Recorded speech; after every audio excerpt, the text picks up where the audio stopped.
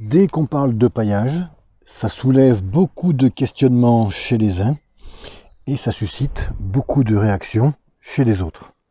Il y a ceux qui paillent en fine couche, il y a ceux qui paillent en mettant une énorme dose, il y a ceux qui paillent quelques cultures, il y a ceux qui paillent quelques parcelles, et puis il y a ceux qui paillent mais qui dépaillent certains mois de l'année, et puis il y a ceux comme moi qui paillent tout, et puis pour finir il y a ceux qui ont paillé mais qui ont arrêté de pailler.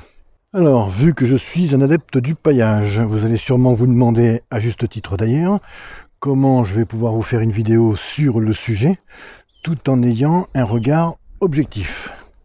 En fait, je ne vais pas vous dire qu'il faut pailler absolument, je ne vais même pas essayer de vous en convaincre, je vais juste vous donner quelques infos, que vous pourrez d'ailleurs vérifier sur internet, sur les bons sites internet. Et avec ces infos, si on fait un rapport avantage-inconvénient du paillage, vous allez vite voir qu'il y a beaucoup plus d'avantages que d'inconvénients à pailler. Alors, je ne vais pas me contenter de vous déballer bêtement les avantages et les inconvénients du paillage en général, mais j'ai plutôt vous faire une revue de détail des matériaux que je connais et surtout des matériaux que j'utilise depuis bon nombre d'années au potager. À commencer par le premier matériau qui vient à l'esprit dès qu'on parle de paillage, c'est-à-dire la paille. Avant toute chose, pour qu'on parte tous sur les mêmes bonnes bases et puis qu'on soit tous à peu près d'accord, je voulais dresser une petite liste des 3-4 bienfaits qu'offre le fait de pailler son sol. Sans établir réellement de classement, on peut quand même dire qu'en 1, le paillage garde l'humidité dans le sol.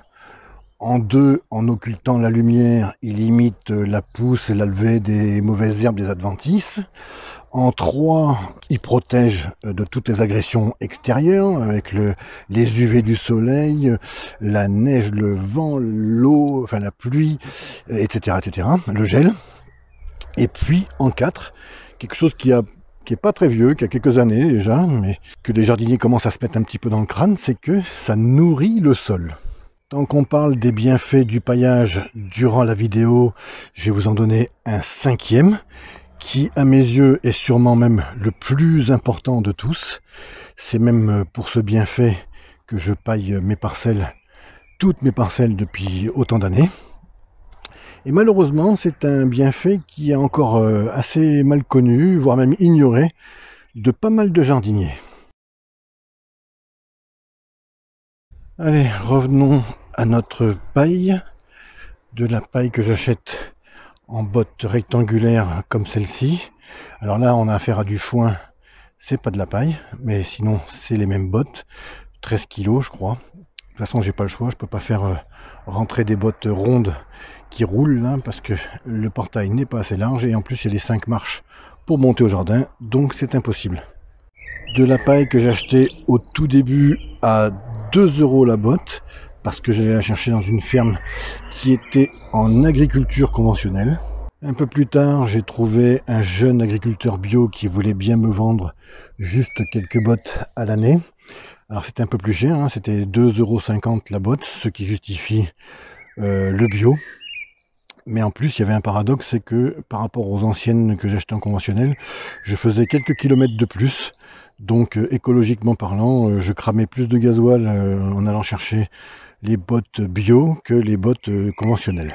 Mais du coup, j'étais très content de ne pas poser sur mon sol un produit qui a été en contact avec toutes sortes de mots qui finissent par cide, herbicide, fongicide ou encore insecticide. Et ce n'est que bien après, quand j'ai fait ma formation avec François Mullet de maraîchage sol vivant, que j'ai appris qu'aucun labo n'était en mesure de trouver dans la paille conventionnelle quelques résidus de produits chimiques que ce soit. Donc je peux rassurer tous les jardiniers aujourd'hui, il n'y a aucun problème à pailler avec de la paille conventionnelle. Une des grosses qualités de la paille, c'est son rapport carbone-azote qui est très élevé. C'est sur N aux alentours de 100 plus ou moins. Ce qui fait que c'est un produit très dur. Et évidemment, pour la vie du sol et les micro-organismes, c'est très dur à manger, c'est très dur à digérer, c'est très dur à décomposer cette paille. Au final, la paille peut s'avérer être un produit très économique, puisqu'à couche égale, c'est-à-dire si on met une épaisseur de 20 cm de foin et une épaisseur de 20 cm de paille, les 20 cm de paille mettront environ 2 à 3 fois plus longtemps à se décomposer, ce qui fait qu'on en achètera moins souvent. Bien sûr, on peut lui trouver un ou deux petits défauts. Par exemple, dans la paille, vous allez avoir des graines qui vont germer, des graines que la moissonneuse aura oubliées. Alors là, vous aurez peut-être des pousses de triticale, de blé ou de pois fourragés, selon ce que fait l'agriculteur. Ça reste marginal, le nombre est vraiment faible, donc vous ne serez pas non plus envahi de mauvaises herbes ou d'herbes que vous ne voulez pas dans votre paillage. Un autre inconvénient, et qui est bien plus probant celui-ci, et qui me fera sûrement arrêter d'acheter définitivement de la paille, c'est un constat personnel. J'ai remarqué que la paille laissait passer bien plus de lumière que le foin. J'ai l'impression que les tiges des céréales qu'on trouve dans la paille sont très grosses, trop grosses peut-être. Ça s'entremêle mal, ce qui fait qu'il faut une couche bien plus importante pour avoir le même résultat qu'avec le foin. Alors quand je dis que ça laisse passer la lumière, pas que, ça laisse aussi passer le vent, ça laisse aussi passer le froid, ça laisse aussi passer le chaud, ça laisse aussi passer la pluie, etc., etc. Alors, à moins de mettre une couche 2 fois plus épaisse de paille, ce dont je n'ai pas vraiment envie, ce qui fera pencher la balance définitivement en faveur du foin, c'est surtout que je fais des pommes de terre sous foin comme ici, et puis comme contre le mur ici, et je n'ai pas envie avec la paille de voir mes pommes de terre verdir au point de les rendre inconsommables et qu'elles soient toxiques. Pas la peine de vous faire un dessin, vous l'aurez bien sûr compris, la paille est vouée à disparaître définitivement de mon potager au profit de celui qui recouvre désormais 95% des parcelles de mon potager. Je veux bien sûr parler du foin. Comme pour la paille, je prends mon foin en botte rectangulaire de 10 ou 11 kg, je crois, si mes souvenirs sont bons. Chaque botte me coûte 2,50 € et je vais les chercher dans 2 fermes différentes au même prix. Alors pourquoi 2 fermes différentes? Tout simplement parce que c'est un produit qui peut arriver à manquer selon les années et donc je préfère avoir une adresse de secours pour pouvoir me ravitailler au cas où. La majorité du temps, le foin provient de prairies naturelles qu'on laisse pousser. Des fois même, c'est un petit peu ensemencé par l'homme, mais c'est plutôt rare. On laisse donc pousser, on fauche, on laisse sécher, et puis on met ça en botte. Du coup, on aurait tendance à classer le foin dans la catégorie des produits bio. Or, ce n'est pas toujours le cas, puisque certains revendeurs utilisent des herbicides qui éradiquent les dicotylédones, ces plantes gênantes comme le plantain ou le chardon. La raison la plus importante qui rebute en général les jardiniers à pailler avec du foin, c'est le fait que ça vienne de prairies naturelles composées de plantes sauvages qui pourraient, avec leurs graines, ensemencer tout le potager. Alors que d'un autre côté, on s'évertue toute l'année à désherber les adventices. C'est vrai que quand on regarde une parcelle paillée au foin, on ne trouve pas 5 cm² où il n'y a pas de graines qui peuvent potentiellement germer. Je vous en ai récupéré 4-5 en 2-3 secondes là. On a des graminées, des différentes variétés. Je ne sais pas ce que c'est, je ne connais aucune de ces plantes. Ici on a encore des graines, voilà. Un peu comme des chardons ici, on voit bien qu'il y a là-dedans il y a des centaines de graines. Et ici, comme les haricots verts en silique, des petites gousses avec des graines dedans. Pareil, c'est par dizaines, par centaines. Alors par contre, il n'y a vraiment pas de quoi s'inquiéter, puisque le foin a un pouvoir couvrant très très important. En couche de 8-10 cm, on arrive à occulter la lumière totalement. Donc ce n'est pas ce genre de petites graines de graminées qui, même s'il réussit à germer, arrivera à grandir puisqu'elle n'aura pas accès à la lumière, ne pourra donc pas faire de photosynthèse et donc mourra tranquillement dans le foin. Et donc, on n'aura jamais d'herbe indésirable. Pas d'inquiétude de ce côté-là. Hormis que le foin se décompose relativement rapidement, je vous rappelle qu'il a un C sur N, un rapport carbone-azote aux alentours de 25-30, ce qui fait qu'il est très vite mangé par les organismes du sol. Alors attention quand même, quand je vous dis qu'il se décompose rapidement, n'allez quand même pas croire qu'il faut en mettre toutes les semaines ou tous les mois. Avec un sol vivant, avec une couche de 10-15 cm, vous en avez facilement pour l'année. Hormis ça, en résumé, si j'ai adopté le foin, c'est parce que je ne lui trouve que des qualités. Il est très facile à étaler sur les parcelles, il occulte très bien la lumière, il protège très bien la terre, et pour finir, il est une très bonne nourriture pour mon sol. Maintenant, un matériau que j'utilise en très grande quantité et qui est présent au potager dans pratiquement les mêmes proportions que le foin, le broyat de bois. Ce fameux broyat de bois qui est mis à disposition gratuitement par ma commune, que je vais chercher pas loin de la maison d'ailleurs, et que je remonte au potager avec ses poubelles. J'ai d'ailleurs fait une vidéo à ce sujet en début de saison. Alors pour ceux qui ne l'ont pas vu ou pour ceux qui me suivent depuis pas très longtemps, je vous remets le lien de cette vidéo maintenant en haut à droite de l'écran. Et comme ça, vous pourrez voir comment tout ce broyat est arrivé dans mon potager.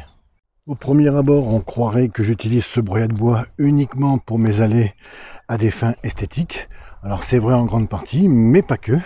Je l'utilise aussi pour pailler quelques cultures, comme ici l'échalote et l'ail. Je paille aussi l'intégralité de mes fraisiers avec le broyat de bois. Mes framboisiers, les vignes et les mûriers sans épines. Derrière la maison, encore des aliacées.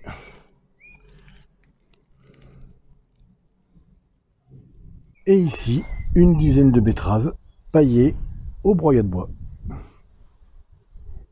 Comme pour tous les autres paillages que j'utilise, si j'ai choisi le broyat de bois pour mettre dans mes allées, c'est parce que c'est celui qui fait le meilleur boulot. Comme les autres paillages, il protège le sol, il empêche les mauvaises herbes de pousser, il nourrit aussi le sol, et en plus, avec une simple couche de 5 cm, il peut rester en place plus de 2 ans avant d'être complètement décomposé. En sachant que dans un arbre, il y a différentes parties qui n'ont pas du tout le même rapport carbone-azote. Par exemple, ce rameau qui est tout jeune aura sûrement un rapport carbone-azote, un C sur N de 50 et sera donc mangé très rapidement par le sol, alors qu'ici, un bois de tronc aura un rapport carbone-azote, un C sur N de 500. Donc du broyat de bois venant d'un tronc ou de grosses branches mettra très longtemps à se décomposer.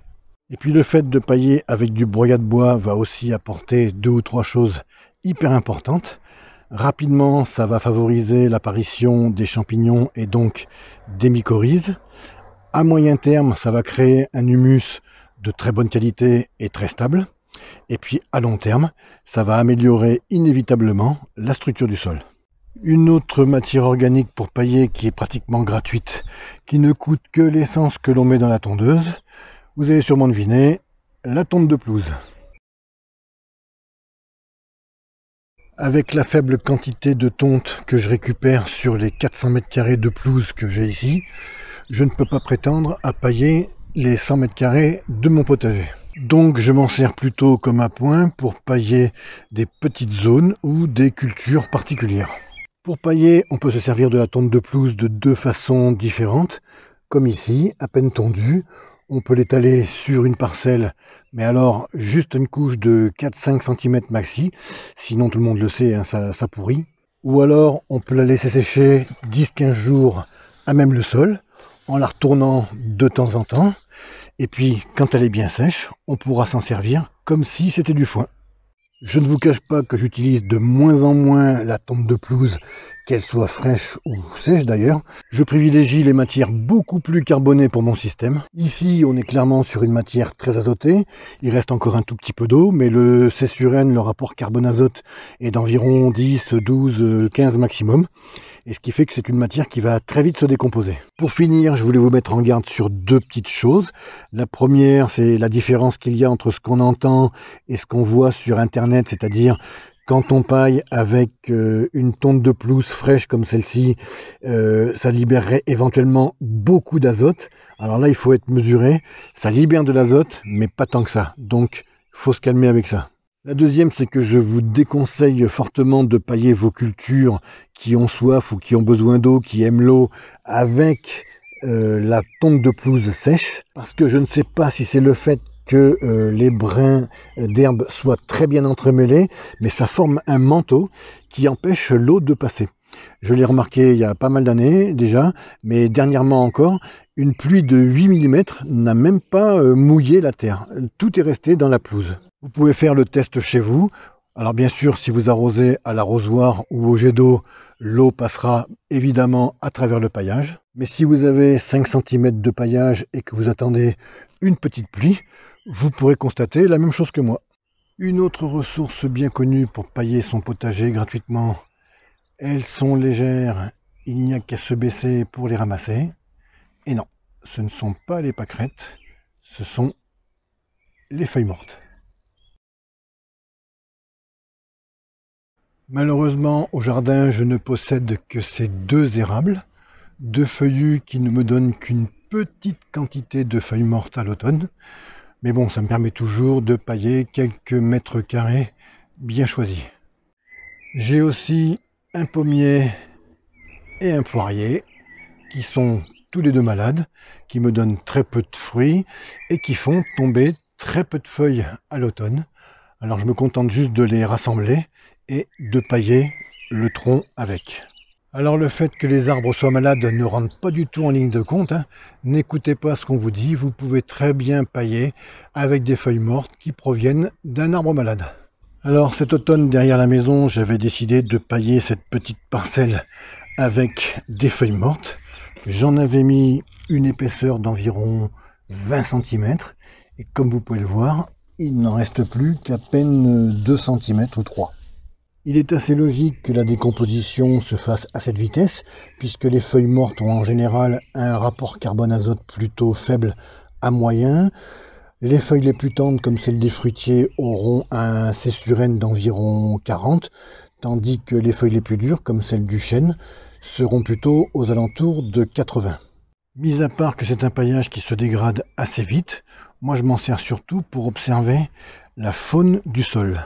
C'est ainsi qu'on peut constater si on a une bonne activité des vers de terre ou pas. Ici, par exemple, on peut voir une zone où la terre est complètement à nu. Et puis, juste à côté, on peut voir des petits tas, des petits amas de feuilles décomposées, par-ci, par-là. C'est tout simplement le ver de terre qui a pris la matière d'ici pour la rassembler là, pour se faire une petite cabane et ainsi être invisible aux yeux des prédateurs et pouvoir manger tranquillement.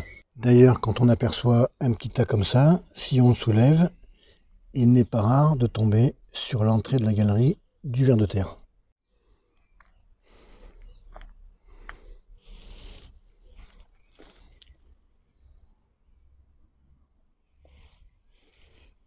Au final, plus vous repérez de petites cabanes comme celle-ci au mètre carré, plus vous pouvez en déduire que vous avez une bonne activité de vers de terre.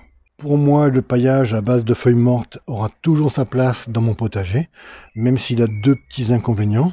Le premier, c'est qu'on est dépendant d'une saison, puisque les feuilles ne tombent qu'en automne. Et le deuxième, on le sait, c'est qu'il a une durée très courte, et donc il faudra déjà penser à son remplaçant. Pour finir en beauté et rester dans le domaine des feuilles mortes, je vais vous parler de feuilles un peu spéciales, des feuilles qu'on trouve sur tous les conifères et qu'on appelle communément aiguilles. Celles qui m'intéressent, ce ne sont pas les aiguilles bien vertes et bien vivantes comme celle-ci, mais plutôt celles qui sont tombées au sol, bien mortes et bien sèches. Comme pour les feuilles mortes, c'est une ressource gratuite et il n'y a qu'à se baisser pour les ramasser. Moi je passe un bon coup de ramasse-feuilles dans la pelouse. Je fais des petits tas qui plus tard me feront un gros tas. Pour pailler, je pourrais m'en servir tel quel, mais si je veux enlever ce genre de gros résidus, je préfère tamiser grossièrement le tout comme ça avec une cagette. Une fois tamisé, on obtient quelque chose d'assez fin. Il ne reste plus que quelques petits résidus et les aiguilles que je stocke dans des vieux sacs de terreau. Ça permet de stopper la décomposition et surtout ça me permet de m'en servir quand je veux tout au long de l'année. Au pied de ce cèdre, je récupère donc une bonne quantité d'aiguilles, même si je suis obligé de les utiliser avec parcimonie, parce qu'en paillage d'une épaisseur de 2 cm, je ne peux pailler que 10 mètres carrés maximum. En général, je m'en sers pour pailler des cultures choisies et uniquement sur des petites surfaces, comme ici dans mon massif d'aromatique, les oignons blancs et rouges, un peu de thym et l'ail. Et puis derrière la maison, paillé aux aiguilles de cèdre, ici les oignons jaunes.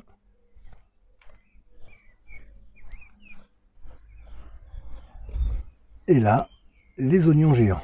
Les oignons sont en place depuis novembre et à quelques endroits, on commence à revoir la terre, ce qui veut dire que les aiguilles ont été en partie mangées, ce qui est tout à fait normal au bout de 6 mois puisque les aiguilles de conifères ont en général un rapport carbone-azote plutôt faible à moyen, un C sur N d'environ 30 pour certaines espèces, et pour d'autres conifères, ça peut monter jusqu'à 100. Alors, comme il en manque, je vais faire la pointe devant vous, de façon à ce qu'il y ait un paillage conséquent jusqu'à la fin de la culture. Vous allez voir que c'est une matière qui n'est pas très contraignante. Il suffit juste de larguer des poignées entières au-dessus de la culture. Et tout retombe automatiquement au sol.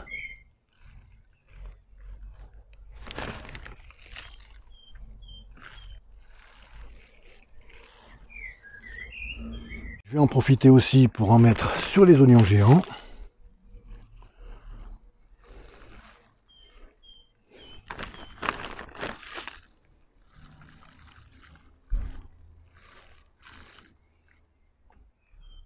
J'en ai mis une bonne couche qui devrait tenir jusqu'à la récolte. Et en voyant ce tableau, je me disais que c'est assez bizarre de trouver en moins d'1,50 m un paillage de broyat de bois, suivi d'un paillage d'aiguilles de conifères, suivi d'un paillage de feuilles mortes. Avec tout ça, je pense que vous aurez de nombreux questionnements sur le paillage. Si c'est le cas, vous pouvez me laisser vos commentaires sous la vidéo.